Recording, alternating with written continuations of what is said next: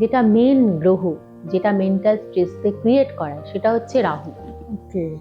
এবং রাহু এমন একটা গ্রহ, যদি চন্দ্রের সঙ্গে রাহু একসঙ্গে কনজাংশন করলো লগ্নের 8th হাউসে, লগ্নের 2nd হাউসে, লগ্নের 5th হাউসে, লগ্নের 10th হাউসে এবং লগ্নের 12th হাউসে, অত্যধিক পরিমাণে এদের মধ্যে মেন্টাল স্ট্রেস থাকে। 8th হাউস তো সব দিক থেকেই ম্যালিফিক, সুতরাং 8th হাউসে যদি রাহু চন্দ্র থাকে তাহলে কিন্তু সেটা অত্যধিক পরিমাণে বেড়ে যায়। এবং সেটার কারণের জন্য অনেক সময় দেখা যায় এরা সুইসাইডও করে। এত মূল্যবান জীবন ঈশ্বর আমাদেরকে গিফট করেছেন, কিন্তু সেটাকে প্রপার ইউটিলাইজেশন তারা করে না। আমার মনে হয় প্রত্যেকটা মানুষকে কর্মের মধ্যে থাকা দরকার। কর্মহীন মানুষ কিন্তু মেন্টাল স্ট্রেস ট্রমা অনেক ক্ষেত্রে দেখা যায় যে কর্মহীনতার কারণের জন্য কিন্তু একদম হয়, কর্মহীনতার কারণে প্রচন্ড ডিপ্রেশন, এবং সেটার কারণের জন্য অধিকাংশ ড্রাঙ্কার রীতিমতো ড্রিঙ্ক করছে, কাজ নেই, জীবনে সফলতা পাচ্ছে না, বহু রিজন। এবং এই যে ড্রাঙ্কার হয়ে যাওয়া, ড্রিঙ্কের প্রতি আসক্তি, রাহু শুক্রের কম্বিনেশন, কারণ রাহু মানে কিন্তু ধ্বংসের দিকে নিয়ে যায়। তোমার জন্মছকে রাহু ওয়েল প্লেসড নয়, সেই রাহু কিন্তু তোমাকে জীবনের শেষের দিকে নিয়ে যেতে পারে, মৃত্যুর মুখে নিয়ে যেতে পারে।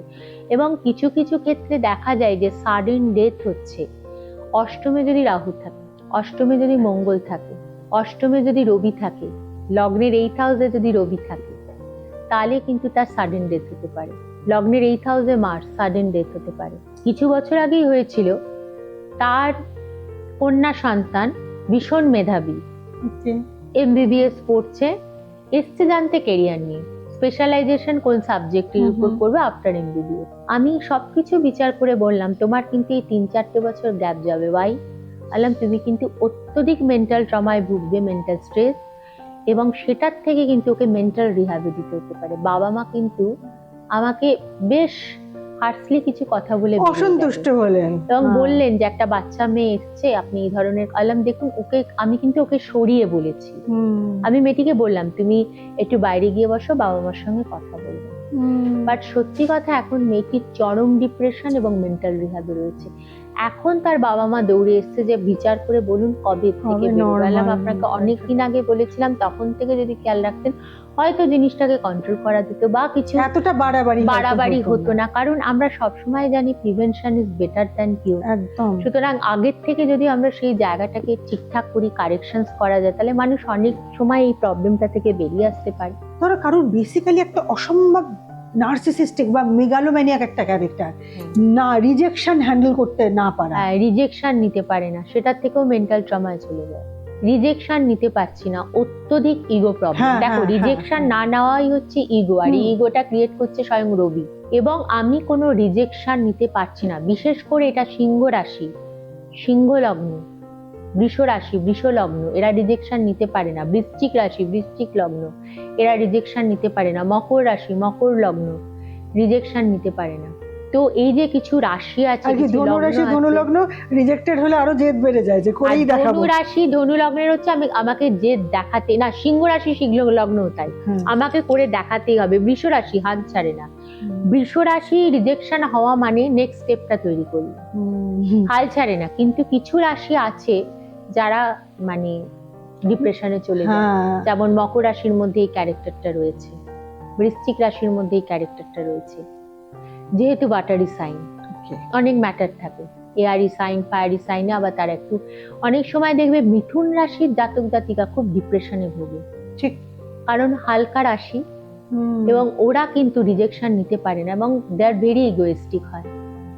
কারণ লগ্নে যদি রবি থাকে প্রচন্ড ইগোয়েস্টিক হয় এবং রিজেকশন নিতে না পারার জন্য মেন্টাল স্ট্রেস, মেন্টাল ট্রমা, সেটার থেকে অসুস্থ এবং কখনো কখনো সেটার থেকে তাদের জীবনাবসানও হয়। ধীরে ধীরে ধীরে ধীরে মৃত্যুর কোলে তারা ঢলে পড়ে।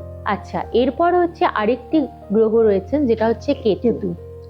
মারাত্মক লেভেলে কেতু কিন্তু মেন্টাল স্ট্রেস তৈরি করে, অত্যধিক।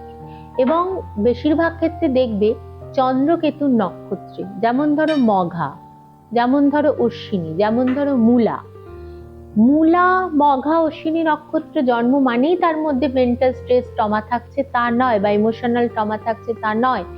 যদি সেই স্টার লর্ড মানে ধরো সেই গ্রহের অধিপতি কেতু যদি 12th হাউসে থাকে, দ্বাদশ ভাবে, বা 8th হাউসে থাকে, তখন কিন্তু তার মধ্যে অত্যধিক পরিমাণে মেন্টাল ট্রমা, স্ট্রেস, এবং সেটা রিজনবিহীন, হিডেন রিজন। কারণ কেতু কখনো সামনে দেখিয়ে শুনিয়ে কিচ্ছু করে না।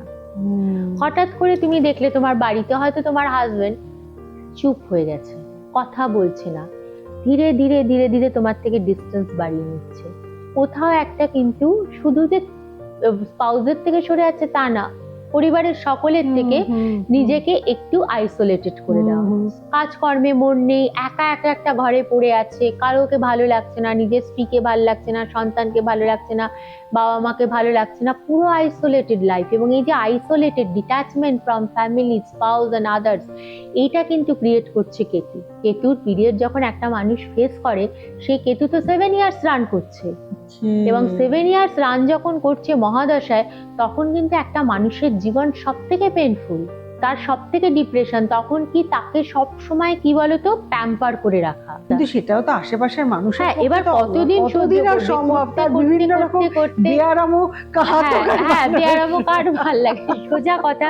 একটা সময় গিয়ে বাড়ির লোকও ডিসঅ্যাপয়েন্টেড হয়ে যাচ্ছে, মানে অটোমেটিক্যালি প্রশ্ন জাগবে যে এই মানুষটাকে নিয়ে আর কতদিন, ঠিক তাই, কতদিন আমি এই মানুষটাকে নিয়ে থাকবো, এই মানুষটা তো কোনো কিছুই ইয়ে করছে না। ঠিক এই যে মেন্টাল স্ট্রেস, এটা কিন্তু কেতুর কারণে। এই যে detachment, slowly detachment from the family, সেটা কিন্তু কেতু ক্রিয়েট করছে। আরেকটা জিনিস, যখন কারোর লগ্নে রাহু এবং চন্দ্র একসঙ্গে থাকে, আচ্ছা, মঙ্গল শুক্র একসঙ্গে থাকে, তখনও কিন্তু মেন্টাল ট্রমা তৈরি হয়, মেন্টাল স্ট্রেস তৈরি হয়, অত্যধিক উল্টোপাল্টা বন্ধু বান্ধবের কারণে। Detachment from family, child, spouse, মানে তুমি বলছো খারাপ সঙ্গে পড়ে, এবং তারপর রাহু চন্দ্র একসঙ্গে থাকলে খারাপ সঙ্গ, রাহু শুক্র একসঙ্গে রয়েছে খারাপ সঙ্গ, চন্দ্র মঙ্গল একসঙ্গে রয়েছে খারাপ সঙ্গ। এবং দেখবে অনেকের মধ্যে প্রশ্ন যে অমাবস্যা তিথিতে মানসিকভাবে চাপ তৈরি হয়, এটা আমি শুনেছি, ঠিক সত্যি এটা কিন্তু সত্যি। কারণ তখন কিন্তু অমাবস্যা মানে হচ্ছে ডার্ক নাইট, এবং ওই সময় কিন্তু চন্দ্র থাকে না। চন্দ্রের অনুপস্থিতিতে মানুষ কিন্তু ইনসিকিউর ফিল করে, মানুষের আবেগে একটা আঘাত আসে, ইমোশনালি ডাউন হয়ে যায়। আসলে পূর্ণিমার সময় একটা হ্যাপি মুড তৈরি হয়, এবং তখন চন্দ্রে রবির খুব কাছে থাকে, চন্দ্র কিন্তু অমাবস্যা তিথিতে অনেকটা বলহীন হয়ে যায়। এবং চন্দ্র যেহেতু আমাদের মানসিক আবেগ সবকিছুকে কন্ট্রোল করছে, সেই হেতু কিন্তু চন্দ্রের কারণের জন্য যখন অমাবস্যা, দেখবে অমাবস্যা তিথিতে কিন্তু অনেকের মেন্টালি ডাউন থাকে, এবং যারা ডিপ্রেশনে ভুগছে। আরেকটা হচ্ছে আমাদের মণিপুর চক্র, এই যে 7টা চক্র, তার মধ্যে মণিপুর চক্রের বাস হচ্ছে আমাদের নাভিতে। এই মণিপুর চক্র কিন্তু আমাদের আবেগ, আমাদের ইমোশন, আমাদের ডাইজেস্টিভ সিস্টেম সবকিছুকে কন্ট্রোল করে। কোনো কারণে যদি আমাদের ইনারে, আমাদের শরীরের ভিতর মণিপুর চক্র, যেটাকে আমরা বলি সোলার প্লেক্সাস, সেটা যদি কোনো কারণে ইমব্যালেন্সড হয়, তখন কিন্তু আমাদের মধ্যে মেন্টাল স্ট্রেস আসতে পারে, মেন্টাল ট্রমা আসতে পারে, যেটা কিন্তু মেডিকেল শাস্ত্রের দ্বারা সম্ভব নয়। তখন কিন্তু কিছু অ্যাস্ট্রোলজিক্যাল রেমেডি দিয়ে সেই মেন্টাল স্ট্রেস ট্রমা থেকে বার করানো গেছে। অনেক মানুষের ক্ষেত্রে তাদের বাবা মা সন্তানদের নিয়ে এসছেন, এবং এমন কিছু আমি রেমেডি তাদেরকে দিয়েছি, মানে এটা প্রত্যেকটা জ্যোতিষীর কাজ, অনেক জ্যোতিষী এটা করে থাকেন, প্রকৃত জ্যোতিষীরা, এবং মেন্টাল স্ট্রেস থেকে কিন্তু সে বেরিয়ে এসেছে। কারণ প্রত্যেকটা ঘটনার পিছনে জানবে গ্রহ নক্ষত্রের হাত থাকে। সেই জায়গাটাকে যদি কারেকশনস করা যায়, তার সঙ্গে তোমার ট্রিটমেন্ট চলছে, মেডিসিন চলছে, তাহলে যেটা তোমার 4 বছরে সারার কথা, সেটা তোমার 6 মাসে সেরে যেতে পারে। শরীরে কোথাও ক্ষত হলে না, সেটা হিল করছে কিনা বাইরে থেকে দেখে বোঝা যায়, এবং ক্ষতটাও দেখে বোঝা যায় ক্ষত কতটা গভীর। কিন্তু মনের ক্ষত যেহেতু বাইরে থেকে দেখা যায় না, এবং যাদের মনে ক্ষত হয় মোস্ট অফ দ্য কেসেস, তারা সেটা অন্য লোকের সামনে না আড়াল করার চেষ্টা করে। যাদের মেন্টাল ট্রমা আছে, স্ট্রেস আছে, ডিপ্রেশন আছে, তারা কখনো অন্য লোককে ইউজুয়ালি ডেকে বলে না, দেখো দেখো আমার কত কষ্ট হচ্ছে, কারণ তাদের একটা অভিমান থাকে, তারা সবসময় মনে করে আমার তো ওরা বুঝবে না। একা একা লড়াই করতে করতে আরো অন্ধকারে চলে যায়। কিন্তু এই ক্ষতটা দেখতে পান নিশ্চয়ই তার ডাক্তার, তার থেরাপিস্ট, তার সাইকিয়াট্রিস্ট এবং তার জ্যোতিষী। তাই যে কথা ডক্টর সোহিনী শাস্ত্রী বললেন যে বাইরের মানে ডাক্তারের থেকে মানে প্রফেশনাল ডাক্তার যিনি সাইকিয়াট্রিস্ট বা সাইকোথেরাপিস্ট বা সাইকো অ্যানালিসিস্ট যারা কাউন্সেলিং করবেন বা মেডিসিন দেবেন তারা তো একরকম করে প্রলেপ দেবেন, কিন্তু সত্যি সেখানে তো ব্যান্ডেজ বেঁধে দেওয়া যায় না ফিজিক্যালি। তাই দুভাবে হিল করতে হবে, একটা মেডিসিন বা কাউন্সেলিংয়ের মাধ্যমে, আর একটা কিন্তু ওই রুট কজটাকে ধরে অ্যাস্ট্রোলজিক্যাল কারণে, তবেই কিন্তু সে আবার মূল স্রোতে ফিরে আসবে। আপনার আমাদের নিজেদের জীবনে এরকম ঘটতে পারে, আমাদের কাছের মানুষের জীবনেও কিন্তু ঘটতে পারে।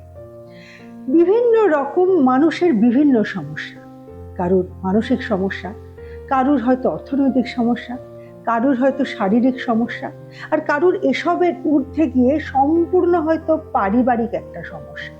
যার যেরকম সমস্যা থাকুক না কেন, সমাধান সূত্র রয়ে গেছে ডক্টর সোহিনী শাস্ত্রীর কাছে।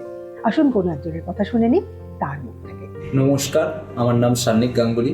আমি ডানকুনি থেকে ম্যাডামের কাছে দেখাতে এসেছিলাম 2025 সালে প্রথম। আমি প্রথমবার এসেছিলাম কেরিয়ার রিলেটেড কোয়ারির জন্য ম্যাডামের কাছে। আমার কেরিয়ারে কিছু ডিফিকাল্টিস দেখা গিয়েছিলো। তারপর ম্যাডাম আমাকে কিছু রেমেডি দিয়েছিলেন এবং সেই রেমেডিগুলো ধারণ করার পর আমি কেরিয়ারে অনেক উন্নতি দেখতে পেরেছি। তারপর আমি আমার পরিবারের অনেকজনকেও সাজেস্ট করেছি ম্যাডামের কাছে আসার জন্য এবং তারাও যথেষ্ট ফলশ্রুত ফল পেয়েছে। এবং এখনও আমি ম্যাডামের সাথে দেখা করতে এসেছি আমার ফিডব্যাক দেওয়ার জন্য। আর ম্যাম এমনভাবে বোঝান যাতে সবার বুঝতে সুবিধা হয় এবং ম্যাডামের একটা চেম্বারে এলেই একটা আধ্যাত্মিক ফিলিং দেখা যায়। ম্যাডাম অনেক সরলভাবে অনেক জটিল জিনিস খুব সরলভাবে বোঝাতে পারেন এবং ম্যাডামের কথাগুলো শোনার পর আমার জীবনে অনেক উন্নতি হয়েছে। ধন্যবাদ। কলকাতায় ডক্টর সোহিনী শাস্ত্রী চেম্বার 25 শ্যামা প্রসাদ মুখার্জি রোড, কলকাতা 25 এই ঠিকানা। দিল্লিতে চিত্তরঞ্জন পার্কে উনি চেম্বার করেন। এছাড়া মুম্বাই, দুবাই, লন্ডন, উনি দেশের, রাজ্যের এবং বিশ্বের বিভিন্ন জায়গায় চেম্বার করেন। বিভিন্ন সময় অ্যাপয়েন্টমেন্ট নেওয়ার জন্য হোয়াটসঅ্যাপ নাম্বারে আপনারা যোগাযোগ করবেন অথবা মেল আইডিতে মেল করবেন। আর যদি এমন কোনো ডিস্টেন্সে থাকেন যেখানে আপনাদের পক্ষে ফিজিক্যালি যাওয়াটা একটু ডিফিকাল্ট, কোনো টেনশন নেই, অনলাইন কনসালটেশনের ব্যবস্থা রয়েছে। অ্যাপয়েন্টমেন্ট নেওয়ার পদ্ধতি কিন্তু ঠিক সেম। সোহিনীদি, আজকের মতন আসছি এবং এটা এমন একটা সেন্সিটিভ বিষয়, অনেক কথা এখনো বলা বাকি রয়েছে, জানাও কথা বলার বাকি রয়েছে, কিন্তু যতটা ইনফরমেশন দেওয়া সম্ভব হলো, কারণ একদিনের আলোচনায় মাত্র এই ছোট্ট 30 মিনিটের আলোচনায় কোনো কিছু শেষ হয় না। হয়তো আবার আমরা আরেকটা পর্বে এই সাবজেক্টটা নিয়ে ফিরবো 100 বার। তার আগে যতটা সম্ভব আমরা দিয়ে গেলাম এবং দর্শক বন্ধুদের আশা করি ভালো লাগবে। ভালো থাকবেন, নিজেকে আনন্দে রাখবেন, সুস্থ থাকবেন। আজকের মতন বিদায় নিচ্ছি। আগামী দিনে এই সময় এই চ্যানেলে এই অনুষ্ঠানে আবার দেখা হবে। ভালো থাকবেন।